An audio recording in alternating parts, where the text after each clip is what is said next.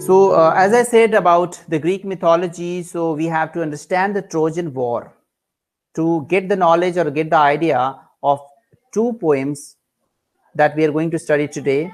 One is the Lotos Eaters and the other is Ulysses. But before that, I'll give you a brief overview of the Trojan War. That Trojan War, the chief warrior or the chief soldier from the Greek side was Achilles. And Achilles was having a boon that no one can kill him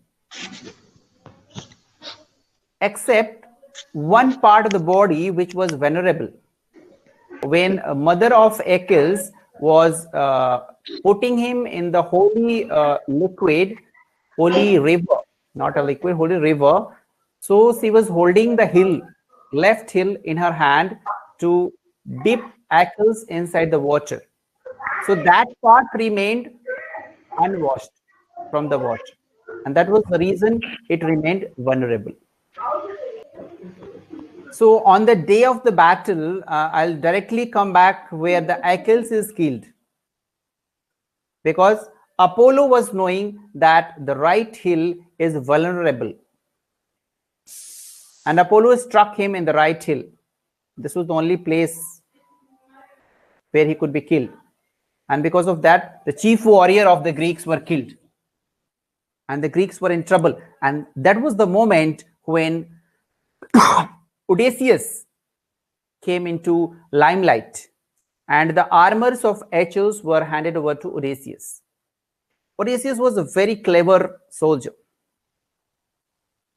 So he had a plan, and in that plan, a great horse, you can see here, a great horse of wood was constructed under the supervision of Odysseus. And several thousands of soldiers sit inside this horse. And this horse was dragged near the gate of the Trojans. So one night this horse was brought to the Trojan plain and warriors climbed under the Odysseus direction inside the horse. They all were hidden, including Odysseus. So this was all the part of their war plan. The rest of the Greeks burned their camps and they returned back, rather they hide themselves in the nearby island called Tenedos. They were just waiting the things to happen that night. And that was the night which ended the Trojan War. That was because of the ideas of Odysseus. So the next morning, the Trojans found the Greek horse just outside their gate.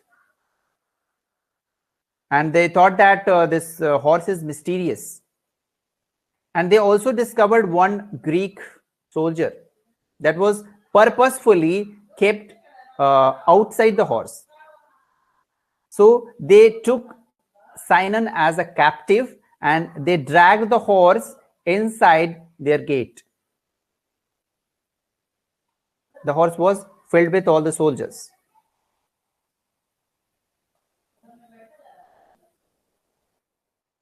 So Sinon told Priam was the king of the Trojan, and others that Athena had deserted the Greeks. Athena was another soldier. So Athena was the goddess. So Athena had deserted the Greeks because of the theft of the palladium, and because of that, the Greeks have returned back. So this was the assurance given to Priam. So Priam was very sure that now the Greeks are defeated. They have gone back. Now there is no one to defeat us. So this was all the part of a plan by Odysseus. However, there was a lady named Cassandra who was the daughter of Priam. And Cassandra was having the power to tell the fortunes. She can see the future and she can tell. But apart from that, she was also having a curse that nobody will believe her. So Cassandra and a priest named Lacoon, both of them warned that there are the soldiers inside the horse. But because of the curse, nobody believed Cassandra. So the Trojans drew the gigantic horse inside the city gates in the honor of Athena, because Athena has deserted the Greeks. And the very night the soldiers came out of the horse, started killing all the sentries, all the people of Greeks, because there were around thousands of soldiers hidden inside that horse. The entire city was put on fire, and a huge massacre, and all the inhabitants were killed. Everything was looted. King Priam was also killed by Neoptolemus, that was another soldier, and by morning all the Trojans were dead. So now this was the introduction, and from this part Odyssey starts.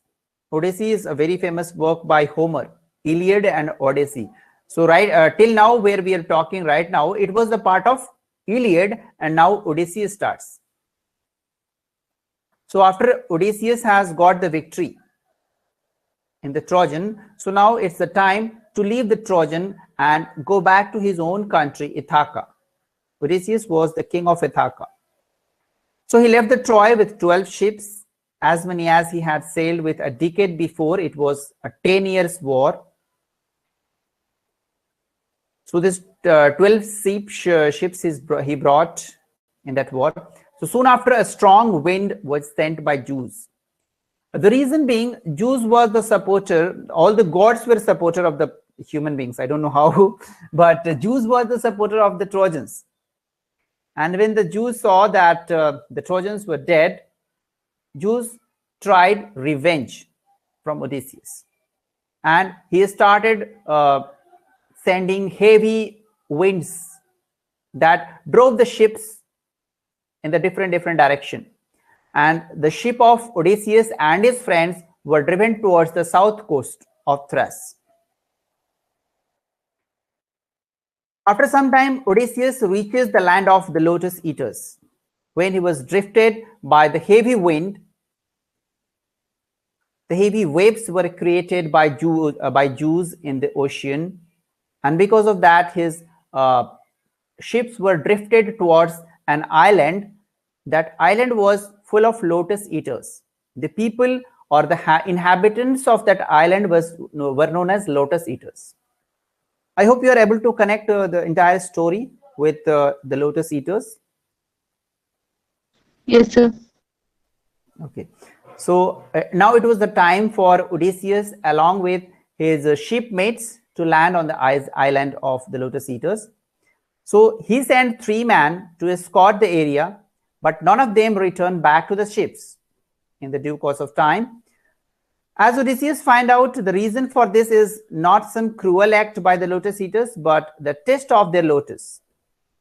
When they eat the lotus fruit by the inhabitants, the name of the inhabitants were the Lotus Eaters. It was not the name of the fruit, rather it was the name of the inhabitants of that island, Lotus Eaters. So they gave some of the fruits. The fruit's name was lotus, and the fruit was so delicious that when they ate it, they forget about their home, and they decided not to go back to Ithaca, feeling that their life is useless. So just keep on eating and sleeping. That is the way they decided after eating the fruit. So that was like a magic fruit. Whereas Odysseus did not eat the fruit, because it was only 3 people who were sent by him for doing the survey of that land. So finally, Odysseus dragged his 3 scouts back to his ships by force, after which the journey of Ithaca again continued. So this was there in Homer's Odyssey.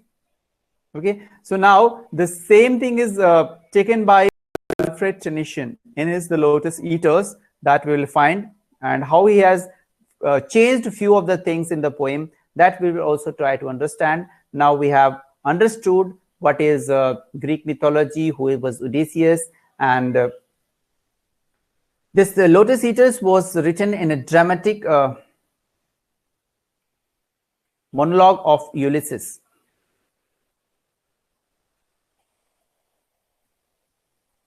The setting or the main story of this poem has been taken from Ulysses by Homer.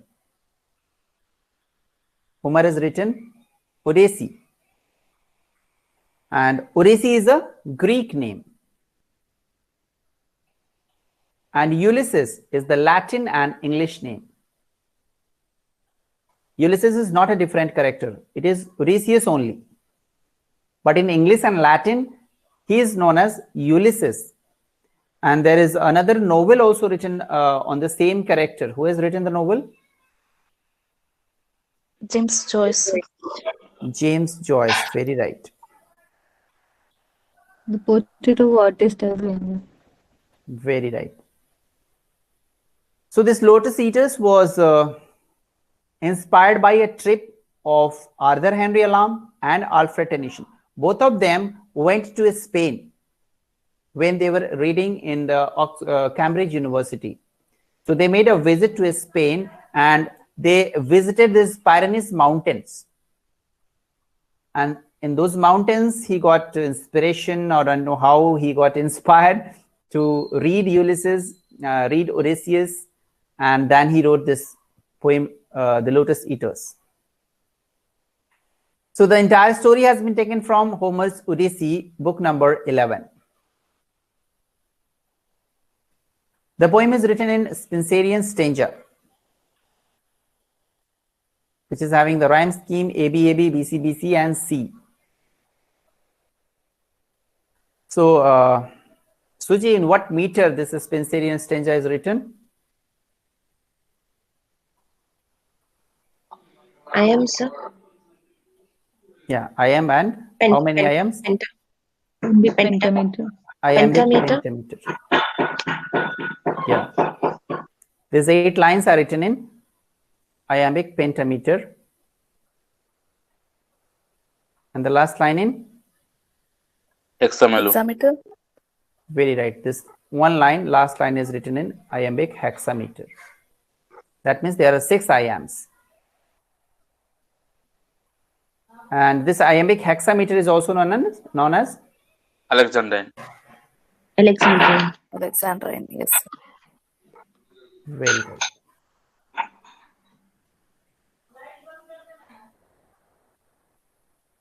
So Tennyson visited those Pyrenees mountains, and the scene's beauty might have compelled him to look back about the story of Odysseus again, and that is the reason why he wrote this poem. So he tried to revisit Odysseus' life through his poetic imagination, and he describes about the group of mariners or the friends of Odysseus who are eating the lotus, and they are, after eating that fruit, they are put into the altered state of mind where they feel themselves isolated from the outside world. Rather, the mariners are on the verge of death. They argue that the death is completion of life, and they decided to remain there until their death. So half of the poem is written in the dramatic monologue, and half of the poem is narrated by the chorus. So that is another very important point. Half of the poem is the dramatic monologue, and who is narrating this monologue?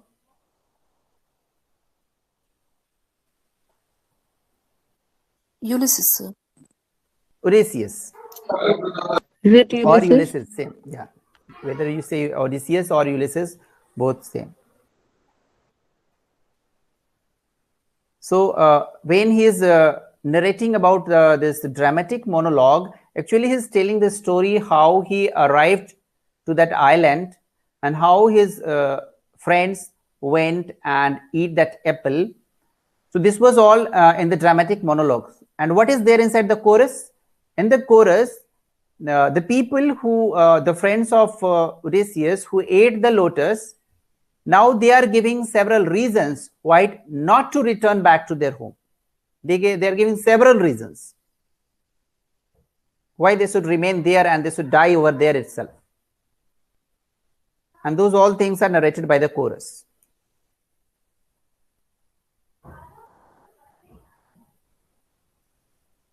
So these are the opening lines of the Lotos Eaters, and I have taken a few 3-4 stanzas just to make you understand about the basics of the poems, how it is related to Odyssey.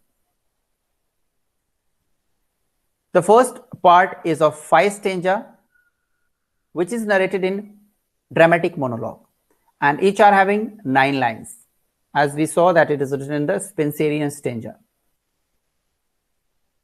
The poem begins with Odysseus of Ithaca is commanding his men to have the courage when they land on the island, because it was the time when he was aware that Lord Zeus has sent a heavy wind that has caused lots of uproar in the ocean. So he is asking his friends to have some courage and wait and watch for the things to come. And he says that they will soon find an island where they are going to land. And immediately they land over there. And they were enchanted, they were attracted by the beauty of that landscape. So while the men were looking at the surroundings, at that moment, few people, the inhabitants of that island came, who were known as Lotos Eaters. So they came and they delivered them few branches that was covered with lotus flowers and the fruits. They delivered few of the branches that was covered in flowers and fruits. So the men who eat these fruits, in the Odyssey we saw that there were 3 men who eat that fruit. So all those fruits were eaten other than Odysseus in the empty spell of the land. Their mind, state of mind was completely altered. And they started believing that now they no longer want to continue their quest to the home in Ithaca. They are not going back to their home even after 10 years. Rather, they were willing to stay over there itself, where they do not have to worry about making their way back to the fatherland Ithaca. And they are giving several reasons in the second part of the poetry, which is sung by the chorus. So the second half of the poem is made up by a choric song, or it is sung by the chorus, in which the men describe all the reasons that they want to remain on the island, why they want to remain in the island, why they do not want to go back to their own land. The second part, there is no particular rhyme scheme. In the first part, we saw that it is written in Spenserian stanza, but the second part is having no any rhyme scheme. So all those people, they do not think that it is fair that they should have to labor their whole lives while no other being is forced into the same fate. They thought never to return back. They confess that whatever they want most is a life in which they relax until their death. So after a war of 10 years, they wanted to relax in that land. Because of eating the fruit, their mind altered like that. They wanted to live like a leaf door. They wanted to live life as a leaf of a tree. Like just simply lying on the ground and dying whenever the time comes. So they thought their life like a dead leaf. Instead, the main state, they are head towards death throughout a life that is nothing but misery. So they were very sure, and that was the reason they wanted to die. They never wanted to do any work in their life. The men were very sure that their wives and the family members were waiting, but they decided to abandon them. They believed that their families would be better.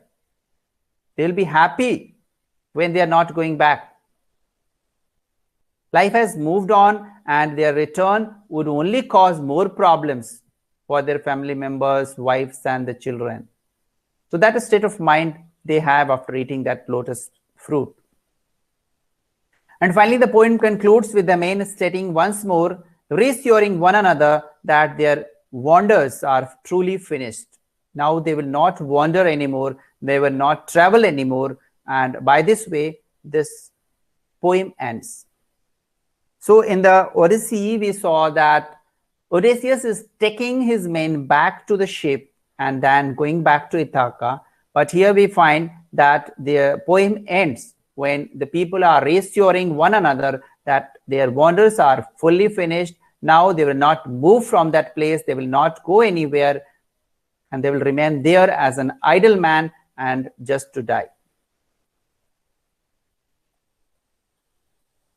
So this was the basic idea of the Lotus Eaters, but understanding the lines are also very important. I would like Deepika to explain the first stanza.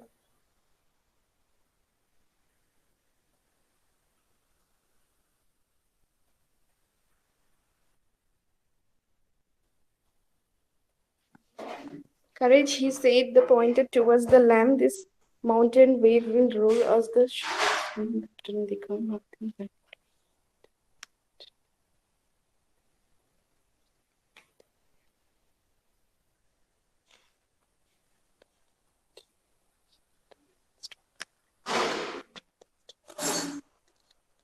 So in the first stanza, the poet is telling us that how they have landed in that island. So he is telling that in the afternoon they came onto that island, and it was the full noon, where all around the coast was filled with the water and grasses. It was dream for them. They have never thought of that kind of island was there. So yeah, almost right. So I'll explain in detail. In the first line itself, he is asking his men to have the courage, because previously we saw that Lord Zeus has sent heavy winds to make their ships drift away from their own original path. So now they are having lots of troublesome in the mind, and that is the reason he is asking his men to have some courage, because he is having some knowledge that some island is going to come. So he is pointing towards the land. He is pointing towards the land of the Lotus Eaters, pointed toward the land. And he said that these mounting waves means the Zeus has sent the heavy winds, and thus heavy winds are creating mounting waves. The waves are as huge as mountains. And he says that this mounting wave will roll us shoreward soon. It will land us to an island. And finally, immediately in the afternoon, they came to that island. They landed. And when they landed, they felt like this island, always there was an afternoon. Always it was the full day.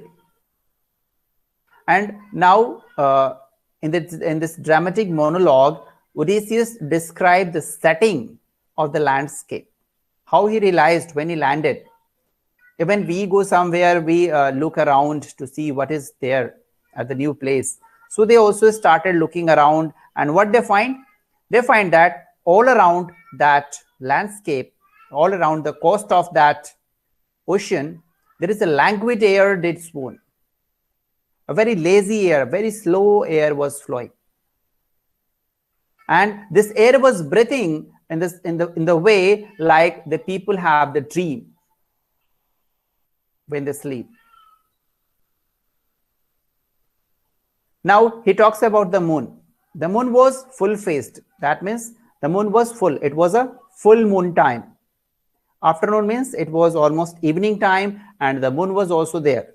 And moon was full-faced above the valley. Stood the moon. And like a downward smoke. Now he's talking about the stream, the waterfalls, small waterfalls from the hills. The water is falling, and those waterfalls are creating smoke when they are falling downward. So he says, and like a smoke that slender stream is creating along the cliff to fall and pause and fall did see. So when those waterfalls are falling from the cliff means the valley between the two mountains. So when that water is falling from the cliff, it's sometimes it looks like they are pausing, and in the very next moment it looks like they are falling. So this is the beauty of the landscape that Odysseus describes about in the first stanza. I hope all of you have understood the meaning.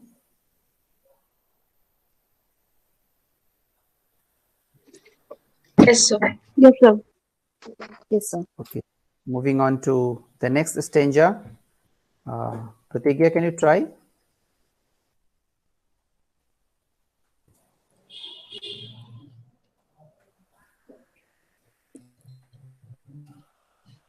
It is just the setting of that landscape.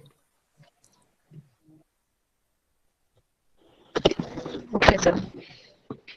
So let me dig the line first. Yeah.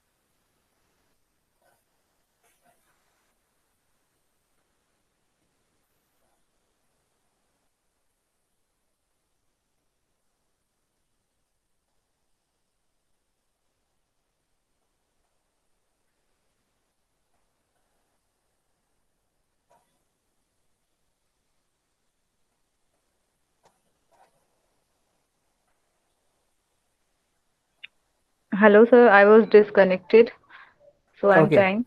Okay. Okay. So may I try again? Yeah, sure. I was waiting for you actually.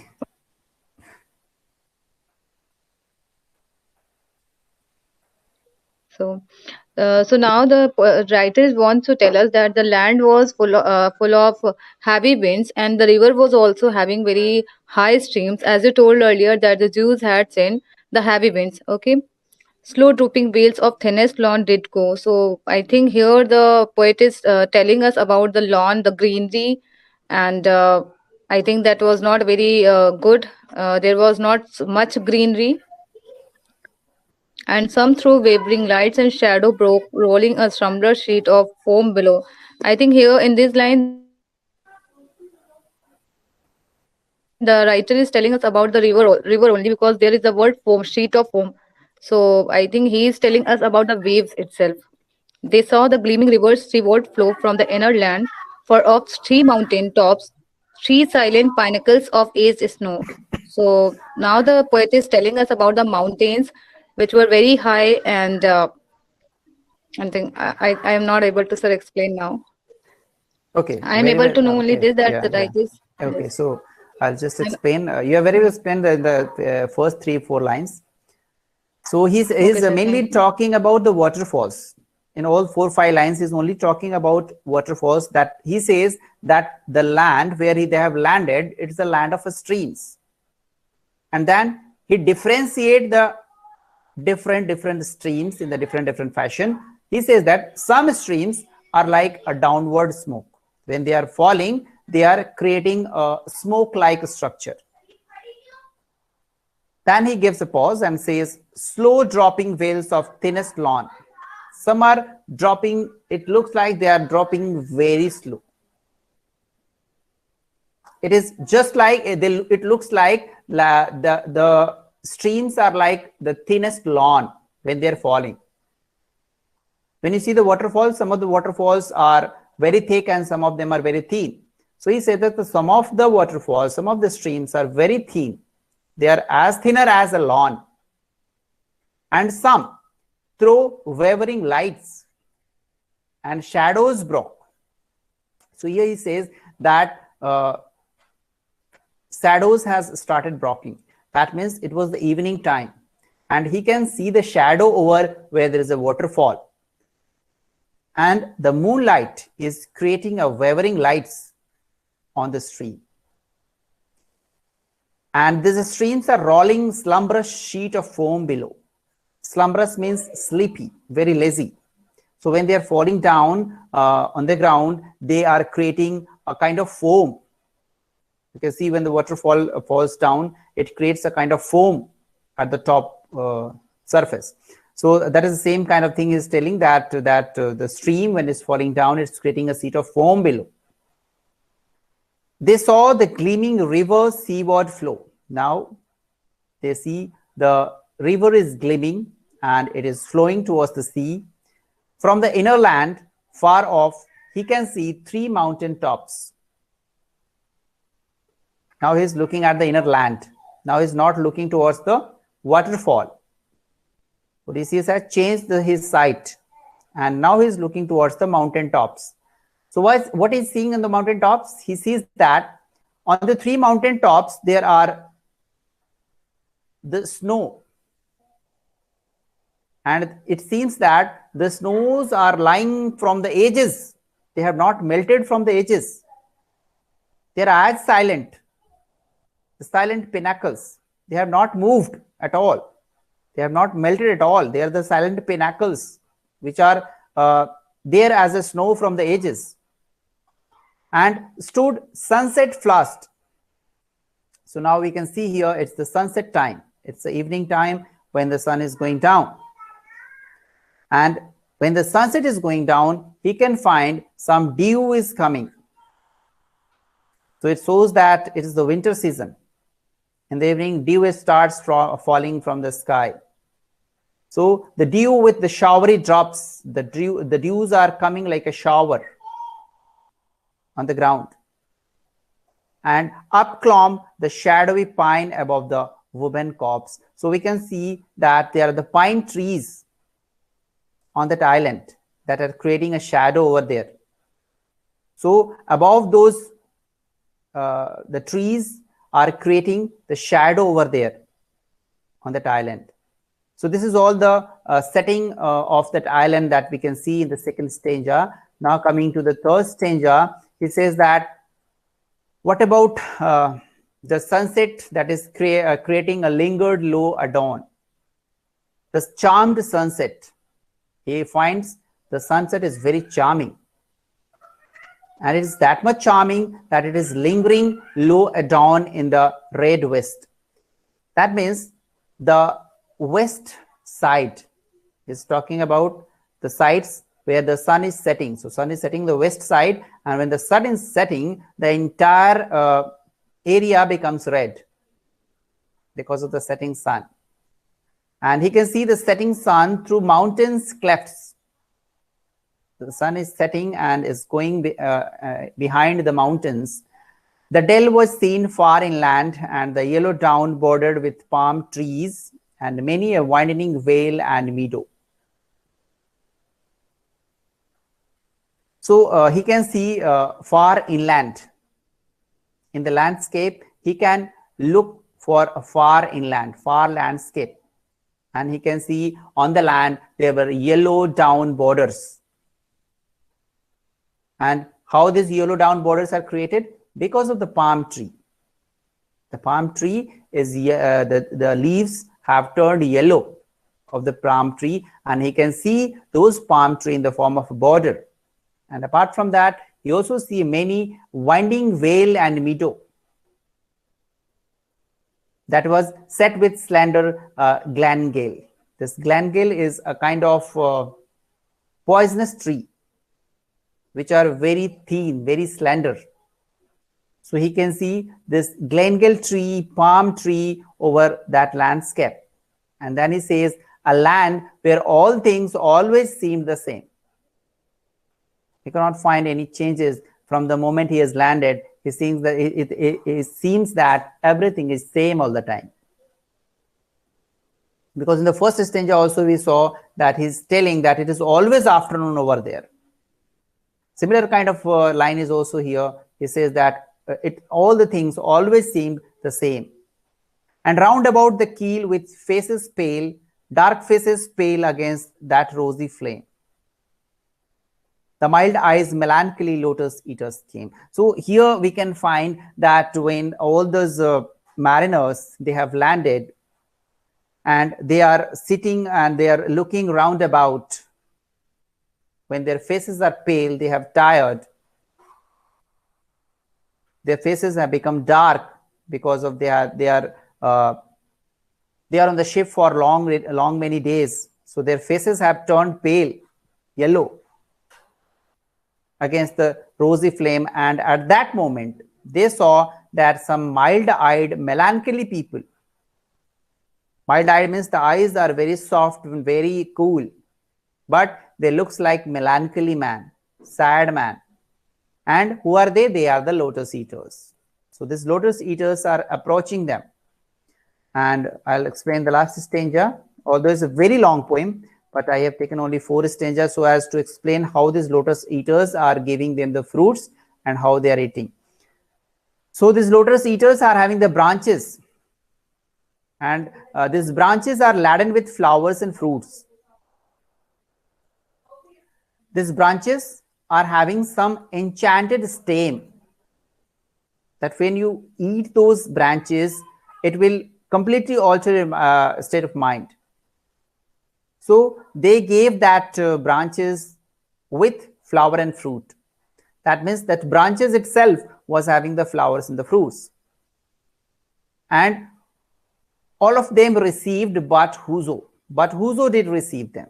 So all of them received except Odysseus. Odysseus did not eat that fruit. And it tastes to him the gushing of the wave. So when they started tasting the fruit, they felt like some wave is moving. The wave of the ocean is moving around them, gushing of the wave around them. And then they felt like far, far away did seem to mourn and rave. So it seems that like the waves are coming from far, far areas. And it is making them to mourn. It is making them to go for a sadness.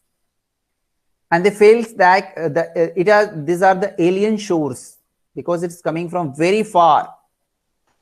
So these are the things that they are realizing.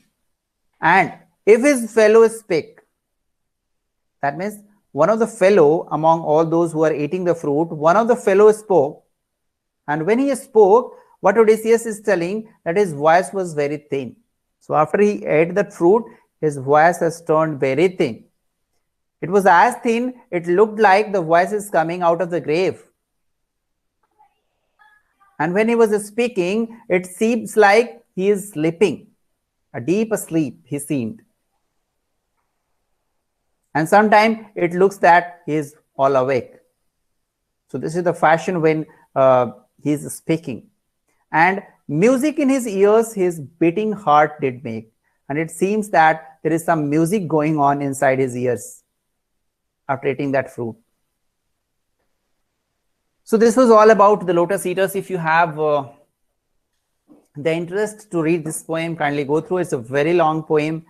The 5 stanzas are narrated in the dramatic monologue by Odysseus. I have explained 4 stanzas. One more stanza is there. If you wish, you can go through that. I hope you have understood these 4 stanzas.